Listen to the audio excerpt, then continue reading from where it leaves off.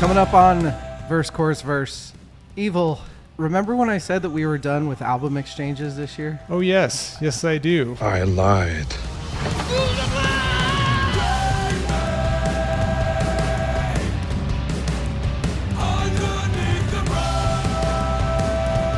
I lied. Remember when I said I wouldn't give you more album exchanges?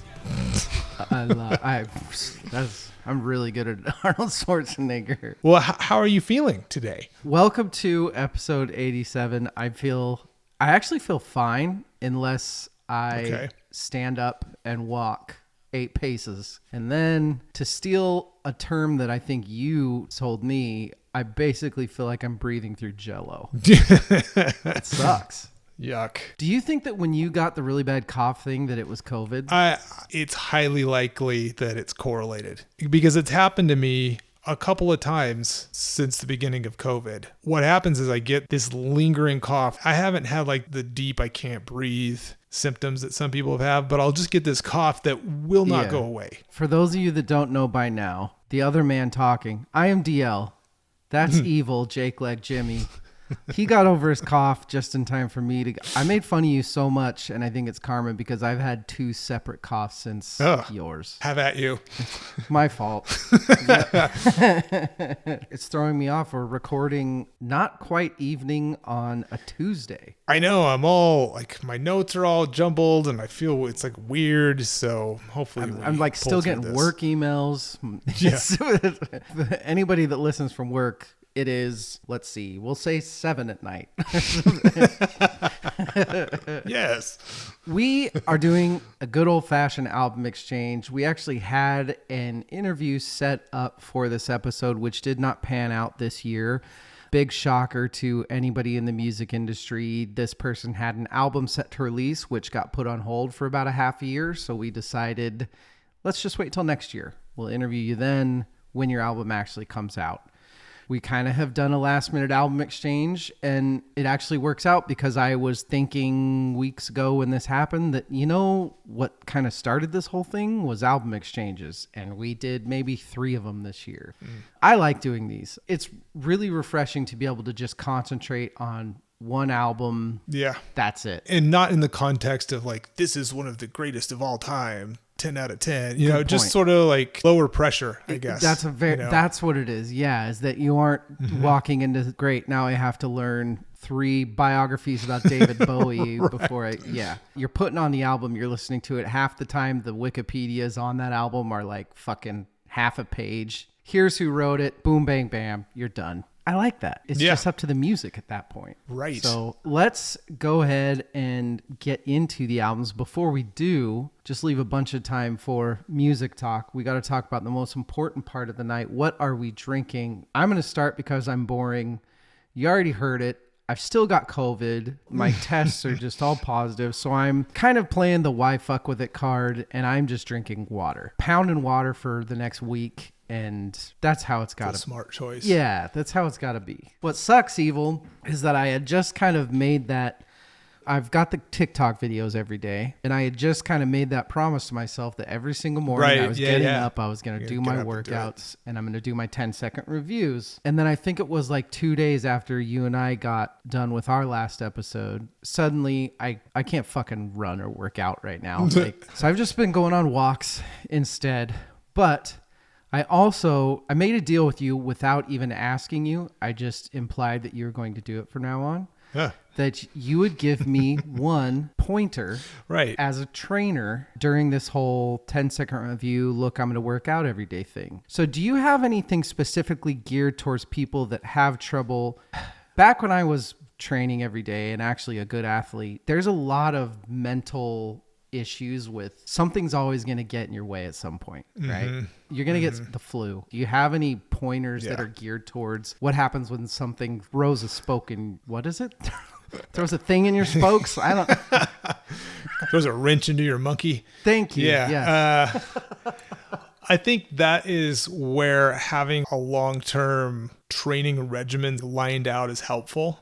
So what if I miss a day? I'm going to be back on in, a day or two or a week or whatever. You just know where you're going to pick back up instead of, I don't like the word workout because that implies that I'm working out. Well, what is that? I like the term training because training implies you've planned. Working toward a thing. Yeah. When I was working with clients, they'd come in like, I want you to write a real hard workout for me today. I'm like, I don't know if that's the best thing for you today. I think we should just stick to the training plan. Think more long-term. Think of it more as like, this is just something that I do, make it habitual versus all about what are you going to do on this one particular day? Because the reality is no one workout or training session is going to have dynamic long-term impact. It's all about like sticking with it over the long term. It's a marathon. It's not a sprint. Hey-o. Yeah. Perfect. So, yeah.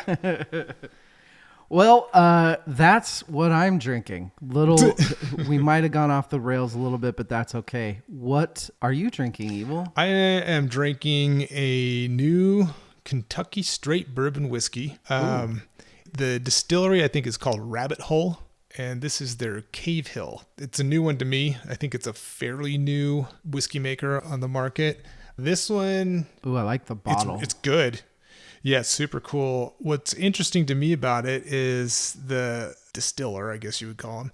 He's trying some different things. He's like, I love bourbon. And he like moved to Kentucky to do this. So it's based out of Kentucky? Yeah, he moved there. Okay. He's like, if I'm going to make bourbon, I got to move to Kentucky. But he's doing some different things. So this is it's a 4-grain small batch. It's 70% corn, 10% malted wheat, 10% malted barley, and 10% honey malted barley. Ooh. In all caps, never chill filtered as it should be. That's on the bottle. And it's good. It's a little higher proof, 47.5%. 95 proof. Hey-o. Yeah, it looks like they kind of do the whole Johnny Walker, like they have the different colored label thing. Yeah. Interesting. So it's good. I enjoy it. I'll have to give it a try. Yep. That's what we're drinking tonight. We got to get to it. We got a lot to dissect on these two albums. We'll take a break. We'll be back.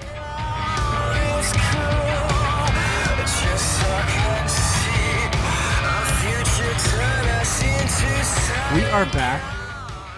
This week, I gave Evil Origin of Symmetry by Muse.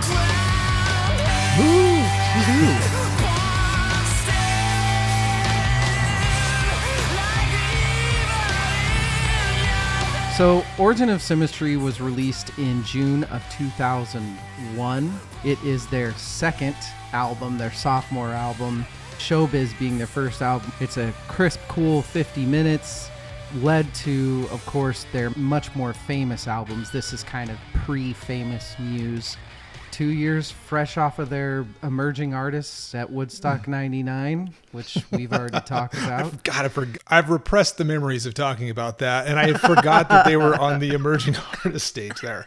Evil, I think your relationship with Muse, I would guess that there's specific songs you know, but not albums? Yes and no. I'm a Muse fan. Okay. I think they are musically capable of pure genius. Yeah. And there are a couple albums that I really like, but I'm not super familiar with their entire catalog. Got it. The next album that came out after this, which was Absolution, is by far, I'd say, their most famous. That's the one that had Time Is Running Out on it and all that. Yeah. What's odd about Muse, though, is they've gotten way, way bigger. Way bigger. Over time, like they're full-on arena rock. They have been for probably their last 3 or 4 albums. Yeah. I wanted to give this to you for 2 reasons. I wanted to give this to you because, number one, we are about to talk about a new album that they just came out with on our next Quickfire reviews. And the differences between what they are now and what they were then is fucking uncanny. It's stark. And then 2, I've heard you talk positively about specific songs of Muse. And this was kind of my, if there was an album that I think Evil would really like of theirs, it would probably be this one. Okay. Let me preface this because I know there are some rabid Muse fans out there. And I know this, for a lot of them, is at the top of their list. Yeah, we've already done them as a band dissection. I did it with Sven. And this is actually my favorite Muse album. Which is shocking to me. But I've had some revelations, and I didn't have to go into black holes to find those revelations. What I've kind of realized, albums that I'm most familiar with are Black Holes and Revelations and Drones. Those are the two. Okay. And I really like those albums. So when I started like looking at where does this rank in like the fandom and stuff, Drones is down on the list. It's pretty low. And I'm like, what? Black Holes and Revelations is usually towards the top. And this one's like usually number 1 or number 2. Mm-hmm. And when I first listened to it, I'm like, really? It just, and I'm not saying that because I thought it was bad. It just didn't grab me. And this is what I realized is, this is kind of ironic because one of the bands that they've perennially been compared to is Queen. Yes. And we've talked about how we're not really fans of Queen albums. But if their greatest hits is like one of the greatest hits of all time. Absolutely. And I think I feel that way about Muse as well. Mm. So, and I listed some that I'm like, these are some of the best songs ever. Knights of Sidonia, that song is just epic. That was the first Muse song I ever heard. God, was it really? Yeah, that was the first song I'd ever heard. Wow. Uprising's great. Starlight's great. They have great hits. Hysteria's great. Mm-hmm. I actually really like the track Madness off of The Second Law, which seems to be just universally hated by the fandom. I like it. But that song has one of the most tasty guitar solos. Very. Out of nowhere. Yep. Have you seen the Jack Black's reaction video to that? No. Jack Black has a reaction video to that solo where he's like, it's just him on his phone. And he's like, I was listening to YouTube, came across this, and suddenly they're throwing out the tastiest guitar solo ever. And he just starts like doing his facial expression. You got to check it out. It's hilarious. I probably made the same face when I heard that song the first time because it's like out of left. Anyway. Yeah. So Bellamy is capable of guitar work that I just love. My favorite song of theirs is Reapers. That song is... That guitar solo, the guitar solo in that is unreal. The guitar through the whole song is... It's like some Van Halen tapping there. And I'm not going to... But it is. No, you're absolutely right. So now that you're telling me your favorites of Muse, I can see where... So this is pre-Muse being arena rock. Yeah. This is a guitar, a bass, and drums. Yes. And that's it. My first listen through, I didn't hate it, but I was just sort of like, okay. I had to dig in for the long haul because it's the first time I've heard any of these songs. Yeah, there weren't really any. So I had to kind of like... Not in America. So that was interesting. And then seeing how this was such a highly rated album. And then I realized, well, maybe this is one of their best overall albums. What I found was a lot of the songs grew on me after, several spins. Yeah. I'm like, okay, I'm starting to see how and why this is ranked so highly in the fandom. It also helps when for me, when I started focusing more on this album and I started focusing on who produced it in David Bottrill and John Leckie, they're both such spacey. David Bottrill, he's done Peter Gabriel, Smashing Pumpkins, Rush. John Leckie did XTC, Radiohead, The Stone Roses. So when you hear those sort of band names, you don't think... I mean, sure, Rush had arena rock, but they weren't your typical fucking arena rock, No. No. So it kind of makes sense when you start hearing names like Smashing Pumpkins and Stone Roses that they were working on a much different type of... The big thing that this album is to me, it's not the most well thought out album. It really isn't. And it's not like... This isn't a 10 out of 10 album for me. This album has so many fucking riffs on it. Yes. That are just beasts. Well... There are songs that I don't like on it and have stuff that I'm just like, ugh. And then just like in Madness, out of nowhere, there's some guitar thing that hits me that I'm like, Ugh. Yeah. He is capable of just genius from out of nowhere. Absolutely. And it would salvage it for me. I think what helps him a lot is how classically trained he was. Yeah. Because he grew up really heavy into the classic arts. But it was funny because he didn't really he loves classical music, but he was into the Van Halens when he was a kid. And when you're that trained in classical music, but then you have the rock love inside of you, you're going to write really fucking cool stuff. And I think the only reason that he's able to do what he does, which at times on this album is brilliant, at times it is a little one-dimensional, but the only fucking reason is because Wolstenholme is an entire, and I'm not saying anything bad about Dominic Howard. He is a great drummer. I love how off the wall Bellamy is. He really has to keep it on the one. Yeah. But Wolstenholme becomes this whole like 3-part rhythm section on his own. Mm-hmm. It's fucking crazy what he does to let Bellamy do what he does. As I was listening to this album more and more, it made me realize that Bellamy's the front man, he's the vocals, and his guitar work is just insane. Reapers, I think that's one of the best rock songs of the last 10, 15 years. Mm-hmm. But Wolstenholme is what makes Muse sound like Muse. Absolutely. Like 100%. This was still back in the time. This was 2001. So this was still back when people were fucking going to watch him live, just trying to figure out what his fucking pedal board was. Yeah. He was coming up with shit that you didn't hear a bunch of. Mm-hmm. And that's why with songs like the first song, Newborn, where, you know, it starts with the really pretty piano and Bellamy's doing his falsetto thing.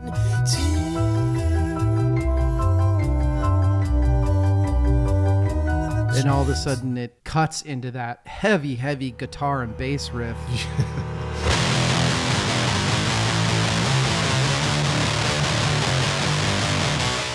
But with Wolstenholme knew that, okay, so we've got this super heavy riff here that we're both just cranking on. But eventually Bellamy's got to go back to singing and doing his weird high notes. Yep. I have to still sound like I'm 3 fucking instruments here. Right.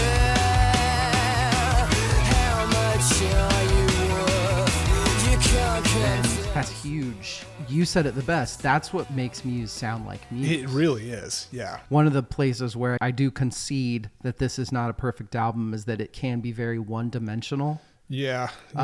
Not every song, but a lot of the songs have a very similar setup. Mm-hmm. If you're listening to like Citizen Erased or Plug-in Baby or Bliss or Newborn, they all kind of have the whole, they're based on this amazing riff. Bellamy's going to go in during the verse and he's going to do his thing. They have a cool chorus. Wolstenholme's going to shine. His vocals at this time could grate on me. Me too. By track 2, Bliss, which I went track by track. This is the first album that I've actually, these are my notes for this particular track because I was so unfamiliar with it. I had to do that. Mm-hmm. Intro was great. Newborn's great. I really enjoyed the interplay between the 3 of them. Mm-hmm. As a band. Bliss was a very Muse sounding song to me. Yeah. With the shimmery keys through it. But his vocals, he does this thing where he just like fills the space with those warbly vocals. Mm-hmm. Sometimes it's a little much. I agree. And by the time that rolled into Space Dementia, I'm like, I don't like this song because he's over singing this song. My last listen and prep for this, that song started growing on me. And because there's other stuff in there that's so killer.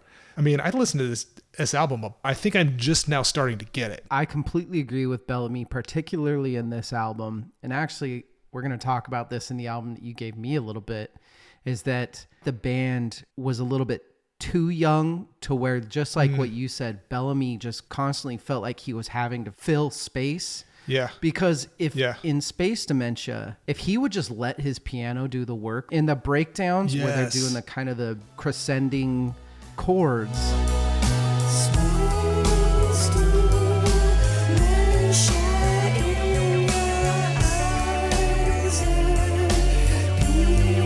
If he wasn't doing his weird little falsetto moaning the whole time and they were just letting it do its thing, I think it would have been amazing. But I still, even with Space Dementia, his fucking piano part in that is crazy.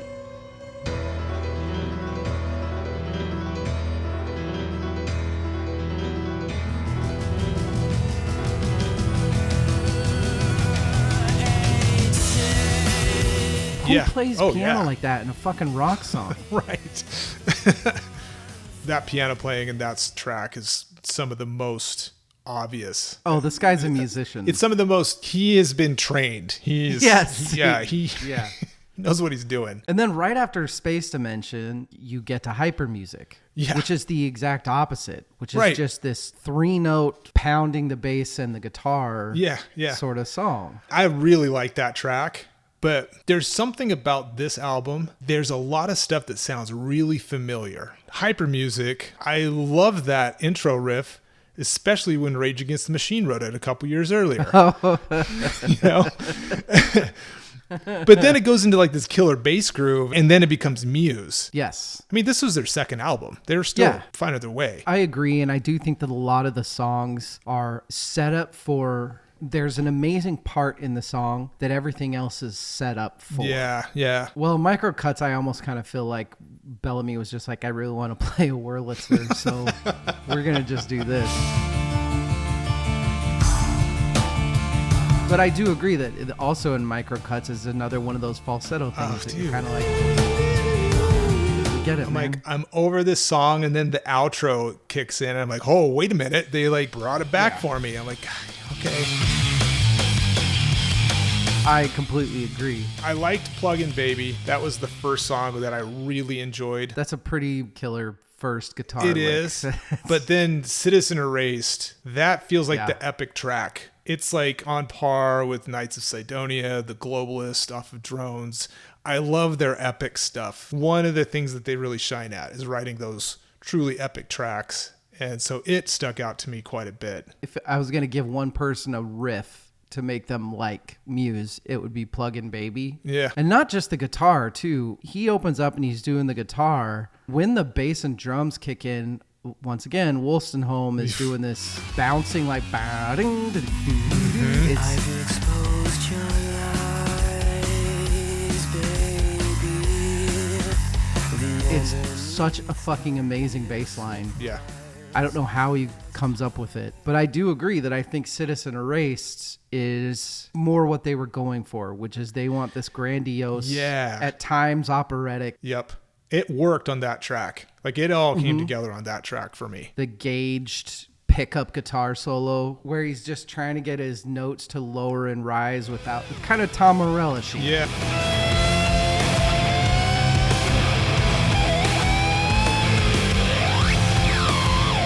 I always hear the Queen, the Radiohead, but I picked this up on the Drones album. I hear a ton of Rage Against the Machine in their music. Listen to how he plays, and you can hear a lot of Tom Morello-ish stuff in his playing. I mean, that's kind of this album. It's simple. It's not simple. It's young. Mm-hmm. And I just like that I love arena rock Muse. I get very annoyed with arena rock Muse. But I also really like that you can tell this is just fucking Matt, Chris, and Dominic. And they are just in the studio. Here are some fucking kick-ass riffs. Yeah. Let's get into some awards and categories. I'm sure we'll touch on some of the songs that we didn't talk about. The David Crosby Met Award for Bad Reviews. This is a random Amazon customer, and it was reviewed in July of 2001. So this is like, pretty close to a month after they got it. The first line I don't really get. Muse have never been, quote unquote, on the scene. And in my opinion, they never will be. I mean, this is their first, second album. Okay.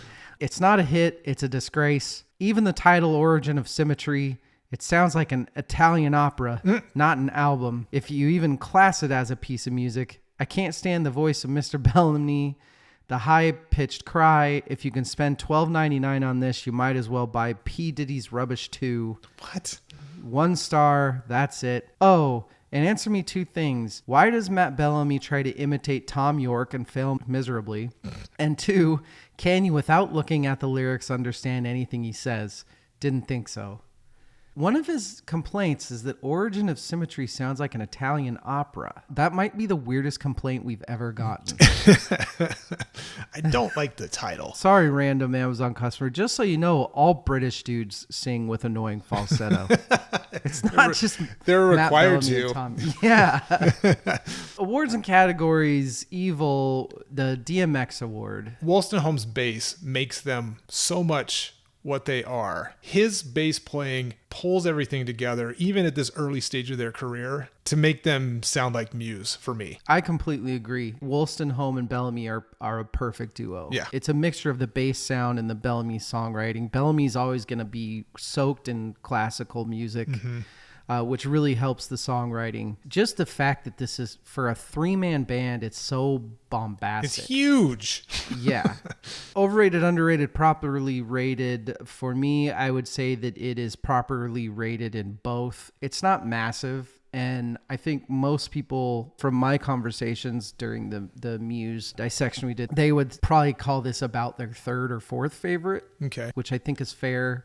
Although they did just, they released the... I purposefully did not listen to that. I didn't want to... I love it when remixers do this, because they didn't, it was very gentle. Oh, good. There were a few mixes and a few parts and songs that are like, we just needed this backup to be this much, you know what I mean?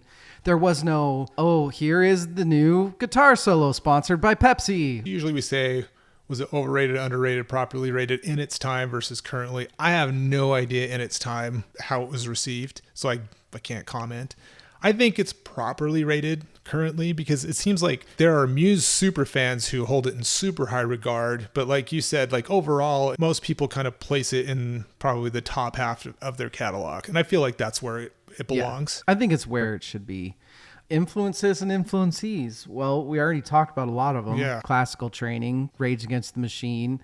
I do think that Wolstenholme had a lot of that sort of Rage and Rush, and a lot of bands that played with their sound to make it bigger than it was. Yeah. It seems like you kept going back to Rage, I kept going back to Rush. I mean, the obvious ones, Queen, Radiohead, they've been compared to them through their whole career. I picked out one that I'm like, oh, I hear some Our Lady Peace in here. Oh. Yeah. I'll have to go back and check that out. Not top to bottom, but there are I can spots. see it. Yeah. Even like some Weezer. I hear a little tiny bit of Weezer in spots. A line or a little movement. I'm like, God, man, that sounds really familiar. Nerdy 90s alt rock kind of. Yeah. And I'm like just trying to pull out like, okay, who is this reminding me of? And those are two that kind of I was able to get my hands on. I'm rolling with it. Never mind the Bullocks Award. It's definitely not by far their best album. In fact, Yeah, I agree. it's probably my favorite album of theirs. I'm not calling it their best. I do think Absolution is their best album.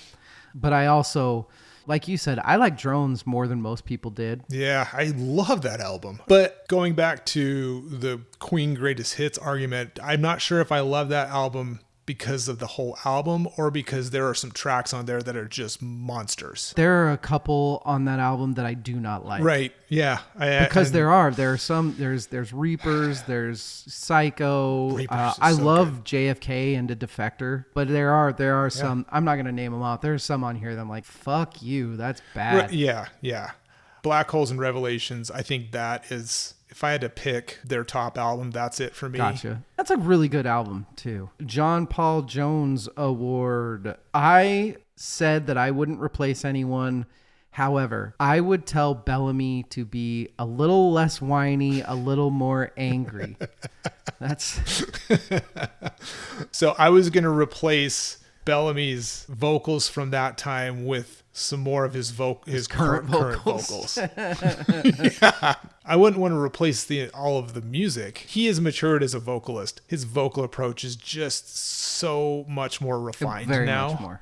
Teach 'em Young Award. What? I'm going to give them Newborn. I thought that was a great intro. Not their greatest, but it just got the job done for me. It was a very Muse track. Yeah. The whole band worked really well together. It is very Muse. It starts with the piano and Matt. Yeah. Good little guitar solo in there. I said Plug-in Baby. That opening guitar riff with that opening bass coming in. It's Muse, man. John Popper Award for Best Hook. I said the same exact thing. I said Plug-in Baby. It's one of my favorite guitar riffs that I've heard. So same track, but for a different reason. For me, it's the chorus, the biggest sing-along chorus on the whole album for me. Have you seen him do that song live? No, haven't. People sing to awesome. it. Yeah. John Prine Best Lyric Award. Did you? Bellamy has always been, at first I liked it. Now I find it annoying as shit. He's always been very broad strokes, political, post-apocalyptic, this is why the world's going to end, but then he doesn't give you any fucking... It's so broad. Yeah. I think we're going to talk about that more when we do their new album. Their new album? Yeah. Okay, I found it. For one moment, I wish you'd hold your stage with no feelings at all, open-minded. I'm sure I used to be so free. Yeah, that's good.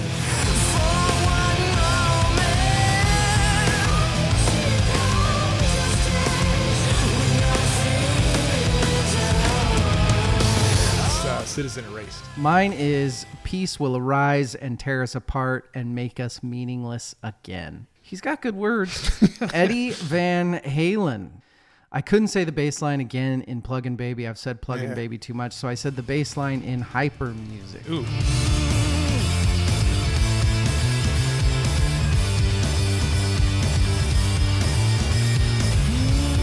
Is awesome.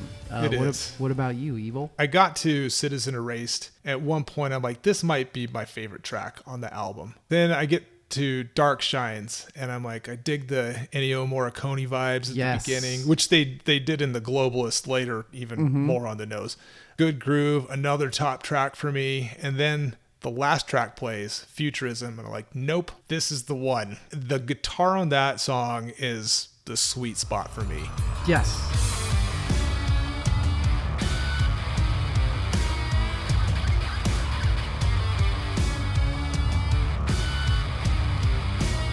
That was it. That wins it for me. Towards the end, it really starts to trail off for me. He gets super self-indulgent when he starts going into his slow stuff. And then Futurism just rocks right back into their riff stuff, and it makes it that much better. Surfer Rosa Award. This is a very, very first half of the album heavy, but there are like two ending tracks that I love. Yeah. But I do definitely think that this would be like a 12 out of 10 album if I was just rating the first 6 songs on this album. It was more up and down for me. The first half is a little more weighted than the second half. Like Megalomania was kind of a throwaway for me. Screenager was fine, but it felt more like an interstitial track. Oh, I have a question for you. What's that? What is your thoughts on the Feeling Good cover? Hate it. Yeah. As you're about to find out in the Time of Your Life Award. Oh my God, I jumped the gun. Okay. So my Time of Your Life Award, the cover, Feeling Good, I fucking hate it. I don't like it. I think it doesn't belong on this album. I think it's boring. I don't know why they did it. I'm mixed.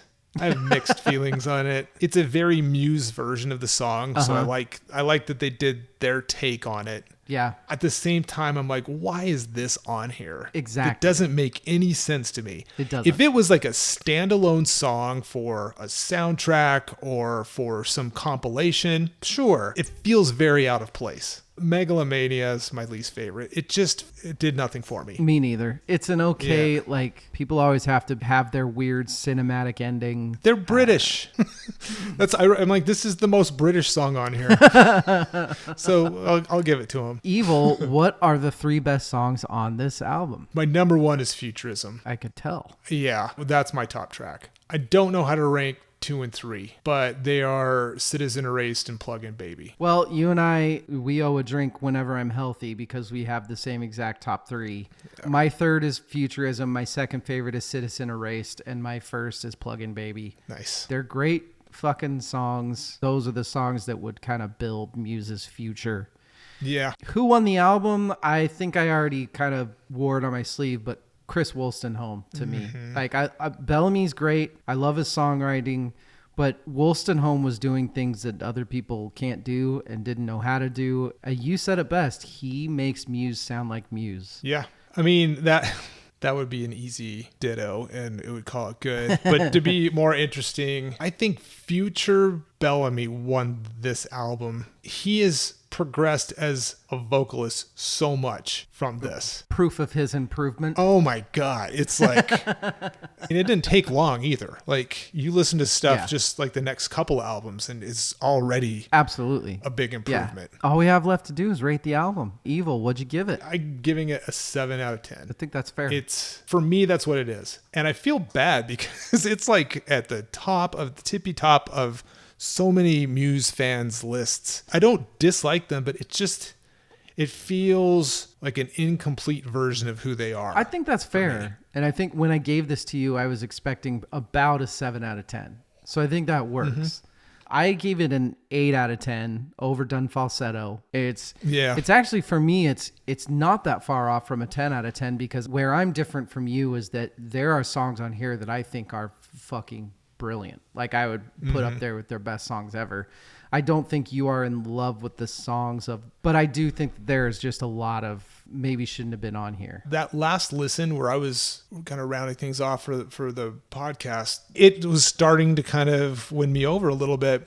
So this album, if I listen to it more, it could go up. I mean, honestly. You know what else I fucking hate that you can't even do anymore on Spotify? If a limited edition has come out with additional tracks, Right. they don't have the original fucking I know. album. I hate that. I don't want the additional The tracks. additional stuff. You want the... Speaking of especially which, should we start I know. talking about our next album? That is Muse's Origin of Symmetry. We're halfway through. We're going to take a break, and we'll be right back.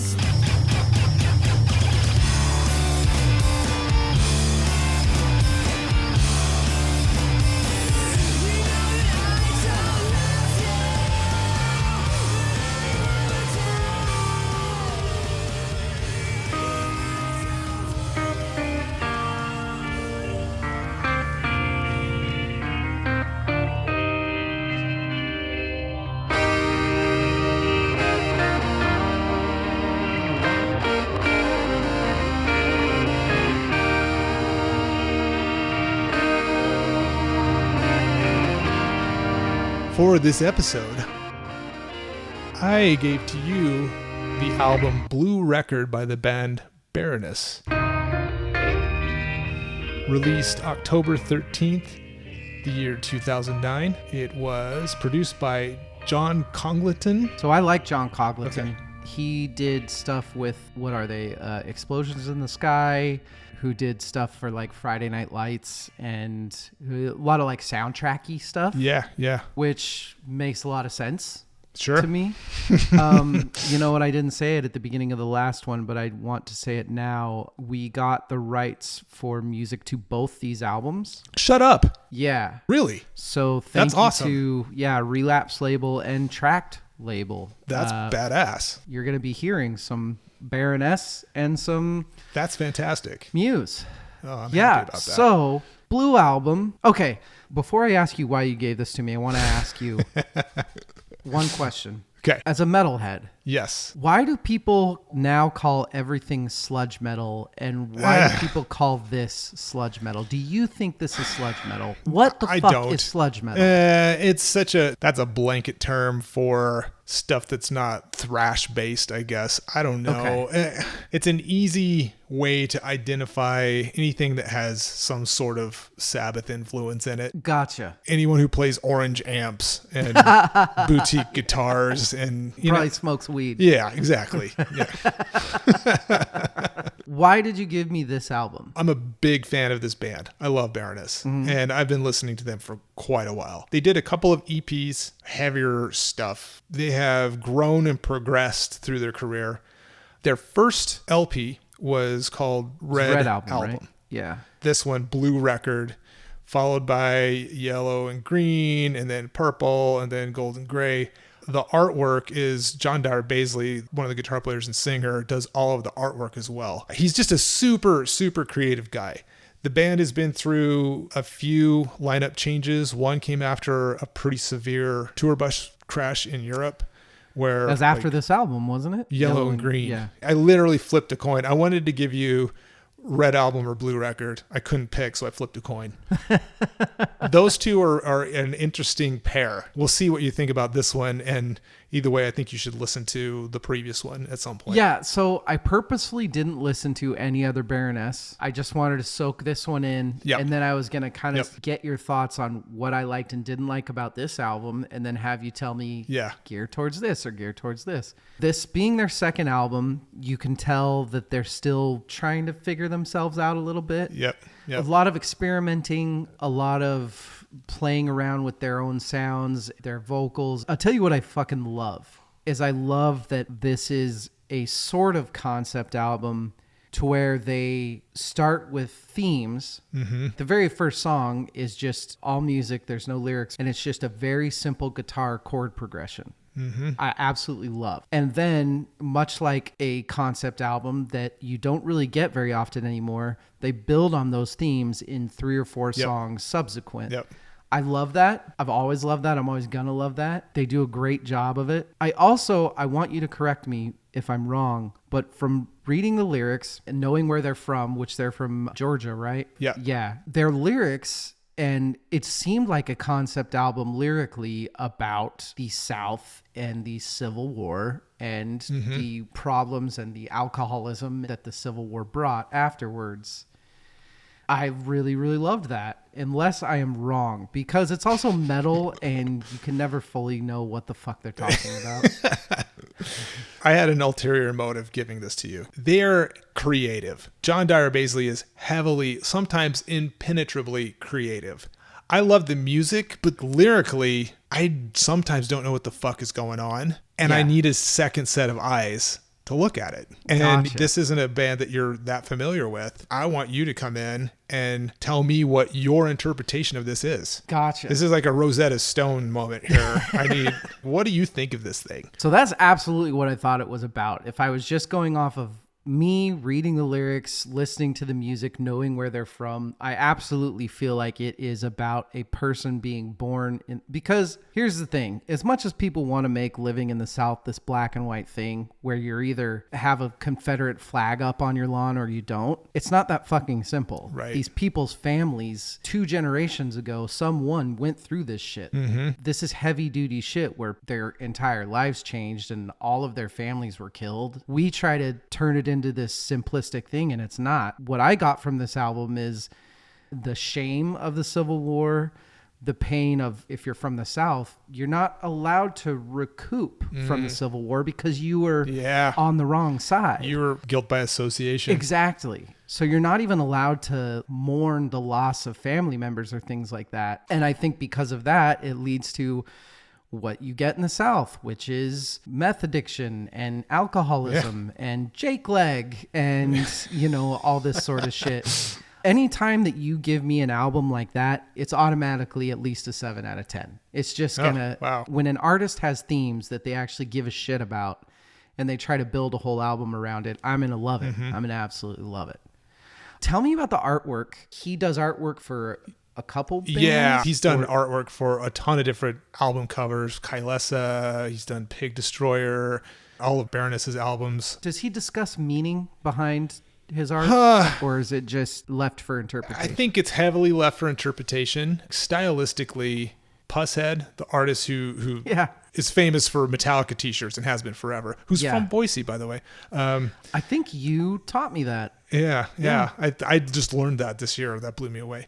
Also, Alphonse Mucha, kind of a Art Deco style artist from during the century. So you take Pusshead and Mucha and blend them together and you get John Dyer Baisley's art. I have to imagine that thematically the stuff he includes in the covers, especially for his albums, has something to do with what's going on inside the lyrics of those songs. What I haven't discerned is like the colors, why each album is named a specific color. That one doesn't. We should try to have him on as an artist. Talk about your art. Absolutely. Yeah. There is a lot of good, like I said, there is a lot of kind of sophomore album stuff in here. So this is always going to be my beef with fucking metal albums is the vocalist, or at least one of the vocalists, is so fucking one-dimensional. And we just talked about it with Bill Bellamy. That's Matt Bellamy. Like after a while of Bill Bellamy, shout out Bill Bellamy, MTV Beach House, or what did he do? Matt Bellamy. At least I'm not calling Sean Kinney Mike Inez anymore. I said the same thing about Muse. You got to do something else with your singing, man. Yeah. Every time he comes in, you're getting that same growly, shouty, I want something different. And is it The Sweetest Curse, which is actually the first real song on this, where they have the other vocalist coming in the chorus. when they do that and they have that double dynamic, it sounds fucking great. It gets old.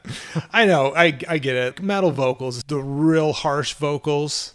I understand how from the outside looking in, that's not most people's thing. It's growly, but it's not like over the top. No, it's not. Like, It's not growly. death metal. But it's also just kind of a one-trick pony too. Yeah, I don't think that's working to their benefit because musically they seem very, very smart. Yeah. It's an intelligent album. There are parts of this album that are very musically smart. Initial chord choices are fantastic, and they make it so easy to work with because when you do have those underlying themes come back and they're louder and they're more triumphant, that thing clicks on in your brain where you just, I don't know what that does to your brain, but it is scientific and it definitely... You said the word that makes me love this album. What's it? It's triumphant. This album is, if I had one word to describe it, it's that. It is Evil triumphant. wants songs that you're going to ride on a horse into battle to. and this album has like 4 of them. Yeah. Maybe this is where the sludge metal thing comes, but they are extremely heavy-handed. I think that works to their benefit. There are certain parts in songs, and maybe it's because of the producer, they start trying to do the kind of explosions in the sky shit towards the end where they're starting to experiment and they're starting to change the time signatures, and all of a sudden there's a chord change and they're doing these kind of dissonant minute. With them having such a heavy hand with their sludgy guitar, so there you go, their orange amp guitars, it just doesn't really work that well for me on specific traps like towards the end of Or Hell and Hide, which is very Mastodon.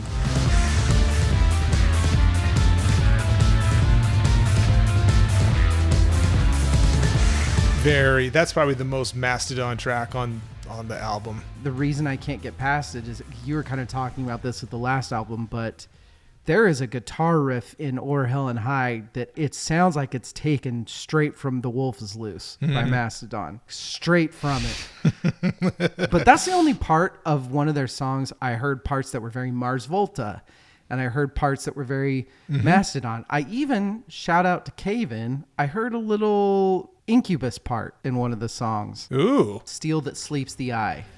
When they kind of break into the little guitar riff thing.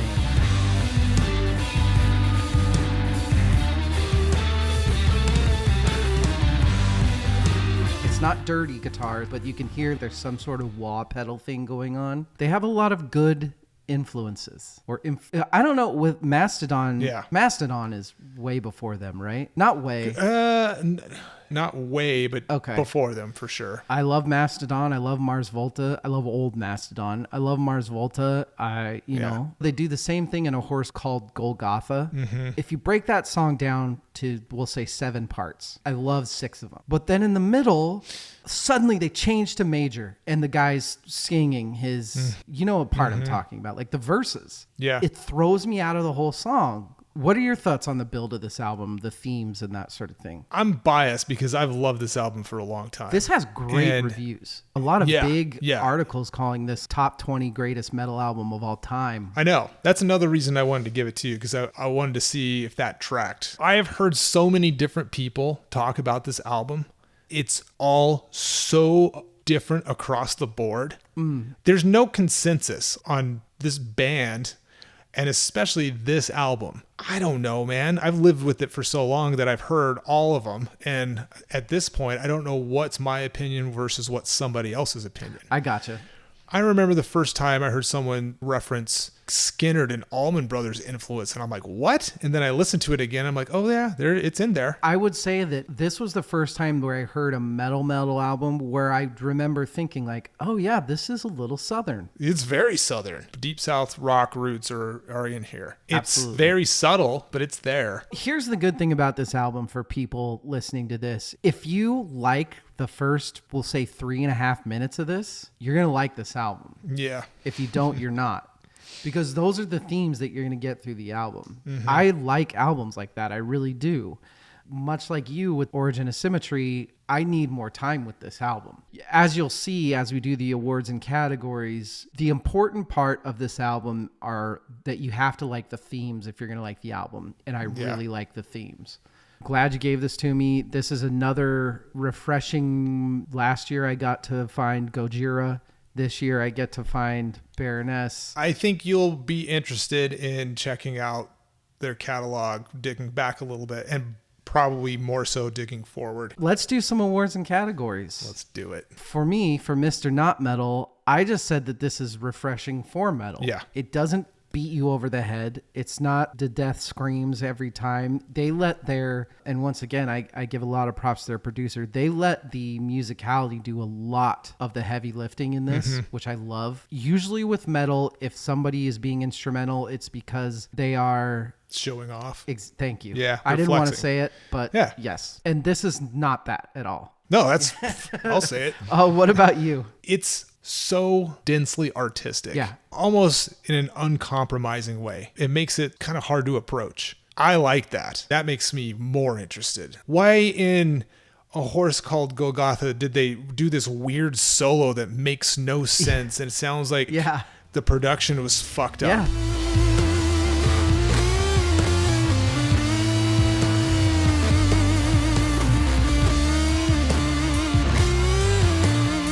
Like, why? What made them make that choice? Because they did. They made that choice. Yeah. Those little things get hooks in me, paired with the artwork and the weird lyrics, and it's just good music. And so I really dig that, and I thought you would enjoy or at least appreciate that about it as well. I definitely, even when I wasn't enjoying the songs, I was appreciating what they were doing. Yeah.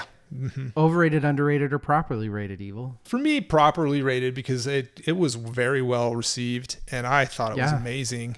They've kind of grown and built their career over the years, and I don't know if it is as well liked by the broader Baroness fans as it was by like me day one when it came out. Gotcha. I don't know. Going and looking at the ratings and the reviews, they were glowing. So I would say properly. And then how big are they currently? They're pretty busy, so they've got to have something in the pipeline. Yeah, they're working on a 6th studio album that was supposed to come out early this year.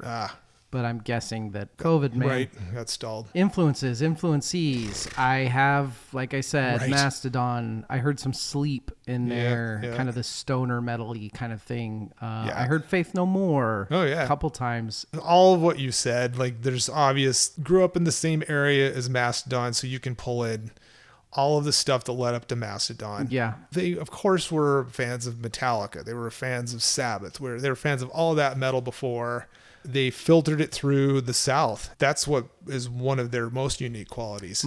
That's super interesting because, to your point, you hear that in like Southern stuff, like Corrosion of Conformity. Sure, you can hear it in that kind of stuff, but not in this more heavier extreme style. Yeah. Never mind the Bullocks Award. I think this is by far the best album of theirs that I've ever heard. What is this your favorite Baroness album, Evil? Oh, Red and Blue the pair of them are my favorite. But I don't want to take away from Purple's a genius album. Musically, man, they are on point still. But to this day, this era is my favorite. I can't pick between those two albums, though. Gotcha. John Paul Jones Award. When I did Matt, not Bill Bellamy, I said that I would tell him to be a little less whiny and a little more angry. Now, for John Baisley, I would tell him to be a little less angry and a little more whiny. Yeah, a little more whiny, which he gets that way throughout the career. So you might like some of. Yeah, there you go. I'm gonna do an opposite thing. I really like their second guitar player, Pete Adams, on here.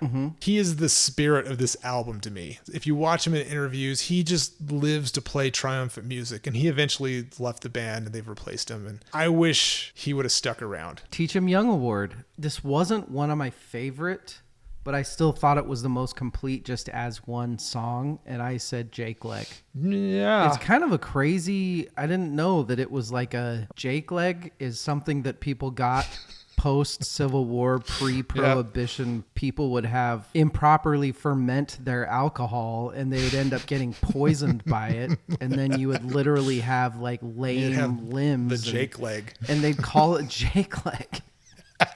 It's fucking crazy. Yeah, I know. Yeah, teach them about Jake Leg. Don't do alcohol, kids. You get poisoned and your legs don't work. Evil, what about you? If I wanted to introduce somebody to this band, I think A Horse Called Golgotha is a very Baroness song. It's also kind of like the centerpiece of the album. Yeah. I'll go with that. Yeah. Yeah. What's the best hook? I have one, but it kind of gives away some stuff. The chorus to Jake Leg is pretty catchy. It is. The body is a vessel, the head by the cure. Flesh is weak, and my lip needs a meal. It's a good chorus. Yeah. Mine is, and I guess, well, I've already given it away, so it doesn't matter. But mine is the beginning, the guitar part in Bullhead's Psalm. The theme is amazing. It's a great hook that just keeps coming and coming and coming. John Prine Award for Best Lyric. Loved a couple lines. This was my favorite, though. Savior, forever threadbare, and faded, drunken, and arcane, curse the day. That's very... He has a lot of what the fuck are you saying lines, but when you can figure it out, it's good stuff. There definitely is a lot of alcohol involved in his lyrics, for sure. Mine is Exorcise the Family Demons, Stallions on the Eider Down. And you have to look up and figure out what eider down is. Eider down is duck down. It was also used in like duvet comforters. Stallions on the eider down. Exorcise the family demons. Stallions on the eider down. It's deep stuff. Yeah. Eddie Van Halen Award. What do you got, Evil? You stole this whole thing from me. It's that theme that plays out through the whole album.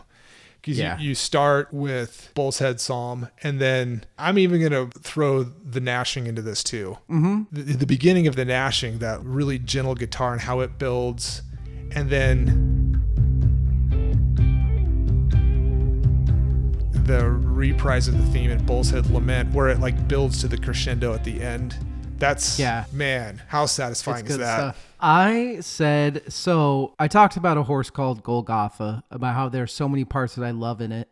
It's hard when a metal band does this because there's like 7 different sections of the song. But there is a part where multiple guitars kick in at the same time and they're doing a downward scale. We've talked about it before. It's like the classic chords that Hotel California does, where it's just this chromatic scaling downward.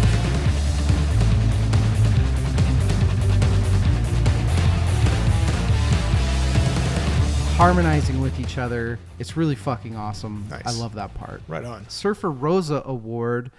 I think it blends well all the way through. He or they pretty painstakingly went through to see how it would flow well. And I think they did a really good job of it. There was definitely no part in studying for this where I was like, man, I really like the last half of this album more, or anything like that. They're very mindful in the way they put together their songs and how things flow. I don't always like it, but this album I do for sure. Time of Your Life Award. Here's what I said. I said Or Helen Hyde because I really did hear a lot of themes that I thought were ripped off from other people. One of the big ones that I mentioned was The Wolf is Loose by Mastodon, Or Helen Hyde.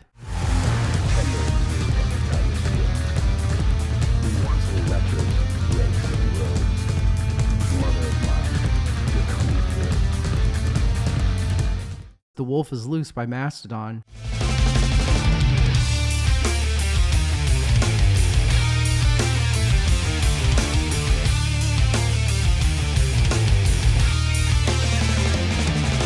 That came out 4 years after this did. I apologize to Baroness fans. I'm reversing it. Mastodon fucking riffed off Baroness. What is your worst song on the album? I don't think I could pick one. You hated them all equally. I hate them all. They're the worst. There's like interstitial stuff in here, but it should be. It's where it's supposed to be. It's not like, it doesn't feel like filler. Yeah, I don't have a Time of Your Life on here. So I will start with my 3 best songs on the album, and you're going to see a theme because of the theme that themes all of this theme. This is how much I loved this theme. My 3rd favorite song on this album is Bullhead's Lament. Ooh. The last song that really throws all those themes together in kind of a finalized format. My second favorite is Bullhead Psalm, which is the first song, which really introduces you to these themes. It's just a beautiful guitar part that I could listen to over and over and over. And then my first favorite is the song where they take these themes and they just perfectly climax, bombast them, and that is, and I can't pronounce it, Ogie Cheese Hymnal. We're going to say that's how you pronounce it.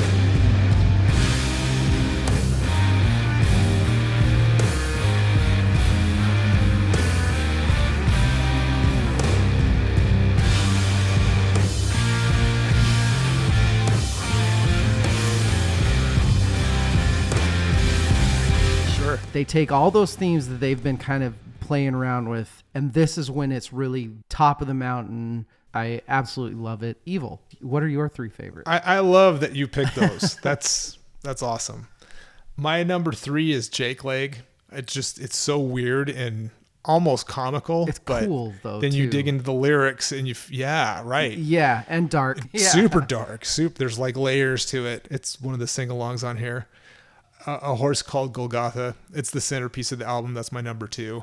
One of my favorite songs of theirs, but my favorite song on here is The Gnashing. Okay. The build up in that song, how nuanced and almost like tender and gentle it is in the beginning to what they build up to. They are a very deft set of musicians to be able to pull that off. Yeah. Evil, who won the album? Evil Jimmy won this album. Yeah, he did. Yeah, he really did. I still love this album. There are a lot of bands who will put out an album or a pair or a trio of albums that I just kind of group together. Red and Blue for me from these guys, I can't separate. It's a memory for me of finding this band that just blew me away. Yeah. Thank you, Baroness, for doing that. I'm going to say they won. Baroness won. This, I mean, looking at the reviews, this popped shit off for them. Yeah, people love this fucking album. Which leads us to rating the album. What do we rate it? I will go first. I gave it 8 out of 10. Fish and eggs and naked women. I want to understand that cover. I don't. Someday I will. We'll have to have him on to talk to us about it. It's a great album. It's a lot like Origin of Symmetry, actually. I see a lot of flaws on it when I listen all the way through, but overall I fucking love it. Nice. Evil, what about you? I'm going to pair it with its buddy Red Album. They are, I know, but together they're 10 out of 10 Jake Legs for me. Wow. Yeah. I love this music.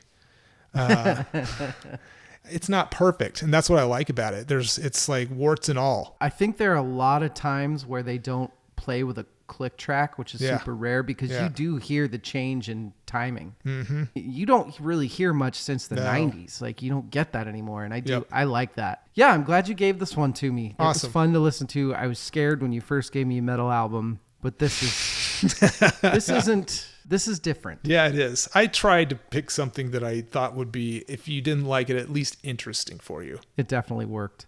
That is it. That's our episode this week. We did a pretty good job. Bad. Join us next week. Rachel and I are doing a band dissection. We're going to try to go the distance. We're going to go for speed. Rachel's going to be all alone in her time of need. Is she going to be wearing a short skirt and a long jacket? If If not, her fingernails better shine like justice. Yeah. I like it. She did just get a new car, but she did not. Is it a Chrysler or LeBaron? She did not trade her traded her something for a Chrysler LeBaron. No, she got like a fucking Volvo. Evil, thank you for doing a surprise attack album exchange with me. Yeah, it was enjoyable. That was fun. I will see you in a couple weeks to do another quickfire. Some more Muse. Yeah, we got to listen to the will of the people. The will of the beautiful. We'll get there. Good night and good luck.